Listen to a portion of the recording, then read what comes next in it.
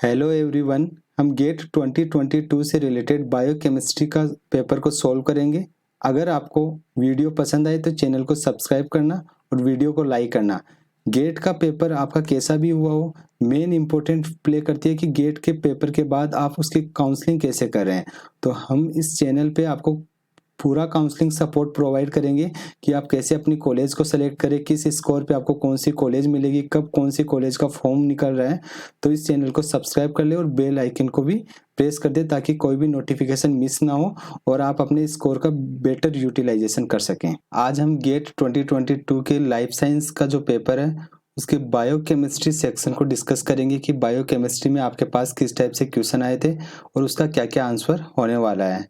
Response sheet आ चुकी है, इसीलिए हम क्वेश्चंस को प्रॉपर तरीके से डिस्कस करेंगे कि कौन से क्वेश्चन में कौन सा ऑप्शन आपके पास उसका करेक्ट आंसर होगा। सो क्वेश्चन 28 आपके पास क्या है, which of the immune cell listed below are agranular. तो क्वेश्चन में आपको इम्यून सेल दी हुई है और आपसे पूछा है कि कौन सी इम्यून सेल आपके पास ए ग्रेन्युलर है। तो इस क्वेश्चन को सोल्व करने के लिए आपको पता होना चाहिए कि जो इम्यून सेल्स होती है वो टू टाइप से होती है आपके पास, जो कि या तो ग्रेन्युलर हो सकती है या फिर ग्रेन्युलर हो सकती है।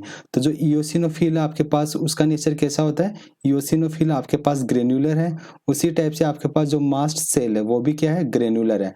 तो आपके पास इस क्वेश्चन का जो करेक्ट आंसर होगा वो होगा मोनोसाइट। मोनोसाइट का कैसा नेचर होता है आपके पास, मोनोसाइट का जो नेचर होता है आपके पास वो होता है ए ग्रेन्युलोसाइट। और उसी टाइप से जो टी सेल्स होती है वो आती है आपके पास लिम्फोसाइट के अंदर, और लिम्फोसाइट का नेचर भी कैसा होता है, ए ग्रेनुलोसाइट। सो यहाँ पे जो आर और एस है वो क्या है आपके पास, ए ग्रेनुलोसाइट है। सो इस क्वेश्चन का करेक्ट ऑप्शन हो जाएगा आपके पास option C, that is R and S only.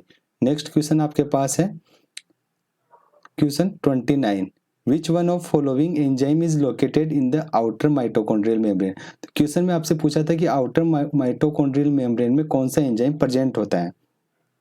So mitochondria में हम जब भी पढ़ते हैं, क्रेब्स साइकिल की बात करते हैं, तो वहाँ पे जो साइड आपके पास जो एंजाइम होता है, ये सक्सिनेट डिहाइड्रोजिनेज एंजाइम माइटोकॉन्ड्रिया की इनर मेम्ब्रेन पे प्रेजेंट होता है। सिट्रेट सिंथेज की बात करते हैं तो सिट्रेट सिंथेज आपके पास मैट्रिक्स में प्रेजेंट होता है।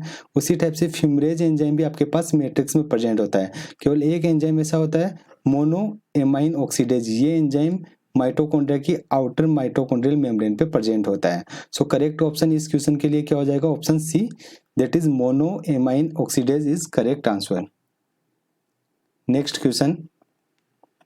नेक्स्ट क्वेश्चन आपके पास है question 30, which one of following statement about DNA polymerase third of E coli is not correct. तो आपको DNA polymerase third of E coli के बारे में बात की है और आपसे क्वेश्चन में पूछा कि कौन सा स्टेटमेंट करेक्ट नहीं है। तो फर्स्ट ऑप्शन दिया गया है, इट कैटेलाइज निक ट्रांसलेशन। तो निक ट्रांसलेशन में कौन सा एंजाइम पार्टिसिपेट करता है। सो निक ट्रांसलेशन में आपको पता है कि DNA polymerase first enzyme participate करता है। इट मीन्स ये ऑप्शन आपके पास क्या हो जाएगा, इनकरेक्ट हो जाएगा। बाकी के ऑप्शन भी इजी थे, it absence in is lethal to E coli.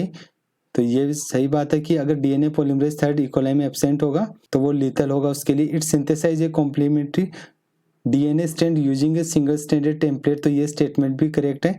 It possesses 3 days to 5 days exonuclease activity, ये स्टेटमेंट भी इसका करेक्ट है। सो आपको नोट करेक्ट बताना है। तो नोट करेक्ट कौन सा हो जाएगा, ऑप्शन ए, क्योंकि ऑप्शन ए में जो प्रॉपर्टी दी हुई है वो डीएनए पॉलीमरेज फर्स्ट के लिए दी हुई है। Next question, Which of one of the following compound is not a translation inhibitor। तो आपको बताना है कि कौन सा कंपाउंड ट्रांसलेशन इनहिबिटर की तरह कार्य नहीं करता है। सो क्लोरमफेनिकोल आपके पास क्या होती है, ट्रांसलेशन इनहिबिटर की तरह काम करता है। नेक्स्ट है साइक्लोहेक्सिमाइड भी आपके पास ट्रांसलेशन इनहिबिटर की तरह काम करता है। प्यूरोमाइसिन भी ट्रांसलेशन इनहिबिटर की तरह काम करता है। लेकिन जो रिफामाइसिन है वो आपके पास ट्रांसलेशन इनहिबिटर नहीं होता है। सो करेक्ट ऑप्शन हो जाएगा आपके पास option D, that is rifamycin. Next question जो है वो सेम क्वेश्चन हमने गेट इम्पोर्टेंट 2022 के लिए जो सीरीज चलाई थी उसमें इसको डिस्कस किया था कि a dye was allowed to undergo migration on chromatographic paper using a solvent, the dye and solvent front migrated 5 and 20 centimetre. So आपसे क्वेश्चन में पूछा था रिटेंशन फैक्टर, और रिटेंशन फैक्टर का जो फॉर्मूला होता है वो बहुत सिंपल होता है। Retention factor equal to distance travel by solute, distance travel by solute. तो सोल्यूट की डिस्टेंस डिवाइडेड सोलवेंट की डिस्टेंस, ये फॉर्मूला होता है। और जो यहाँ पे दिया हुआ है कि डाई आपके पास सोल्यूट है और सोलवेंट क्या है आपके पास। सो डाई के लिए आपके पास डिस्टेंस दी हुई है 5 सेंटीमीटर, सोलवेंट के लिए दिया हुआ है 20 सेंटीमीटर। तो पुट कर देते हैं 5 divided 20 that is equal to हो जाएगा आपके पास 0.25। और क्वेश्चन में पूछा था rounded off to place of decimal, तो इस क्वेश्चन के लिए करेक्ट आंसर हो जाएगा आपके पास 0.25। तो बहुत बेसिक क्वेश्चन था।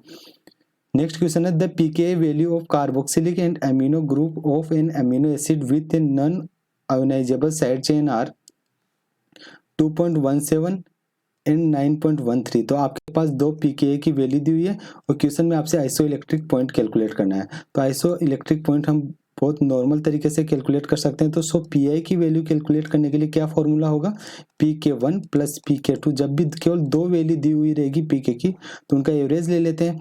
ये आपके पास हो जाएगा pK1 और ये आपके पास क्या हो गया pK2। सो ये भी बहुत बेसिक क्वेश्चन था, केवल आपको फॉर्मूला पता होना चाहिए था और आंसर आप इजीली निकाल सकते थे। तो इन दोनों का जब हम एवरेज लेंगे तो आपके पास आंसर क्या हो जाएगा, आंसर होगा आपके पास 5.65। क्या होगा 5.65। तो क्वेश्चन में वही पूछा था कि इसके लिए आइसो इलेक्ट्रिक पॉइंट क्या होगा, तो आइसो इलेक्ट्रिक पॉइंट की वैल्यू आपके पास होगी 5.65। नेक्स्ट क्वेश्चन डिस्कस करते हैं हम। नेक्स्ट क्वेश्चन है आपके पास the number of ATP molecule required for the complete assimilation of one molecule of CO2 in Kelvin cycle। तो 1 molecule of CO2 के लिए कितने ATP molecule की रिक्वायरमेंट होती है, तो आपके पास 3 तो ATP की मोलिक्यूल की रिक्वायरमेंट होती है, उसी के साथ NADPH मोलिक्यूल की रिक्वायरमेंट होती है। लेकिन क्वेश्चन में आपके ATP के बारे में पूछा था तो यहाँ पर आपके पास हो जाएगा आंसर 3 ATP मोलिक्यूल की रिक्वायरमेंट होती है। Question 35 the absorbance of 5 × 10⁻⁴ molar solution of tyrosine at 280 nanometer wavelength is 0.75।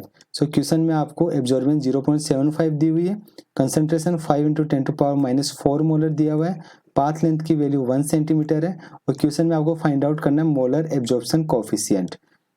सो इस क्वेश्चन को सोल्व करते हैं। ये बीयर लैम्बर्ट लॉ पे बेस्ड है और बहुत बेसिक क्वेश्चन आया इस बार बीयर लैम्बर्ट लॉ से। एब्जॉर्बेंस इक्वल टू होता है extinction coefficient concentration into path length. Absorbance की वैल्यू क्या दी हुई है आपके पास 0.75। क्वेश्चन में आपसे एक्सटिंक्शन कोफिशिएंट को कैलकुलेट करना है जो कि आपके पास क्या है मोलर एब्जॉर्प्शन कोफिशिएंट।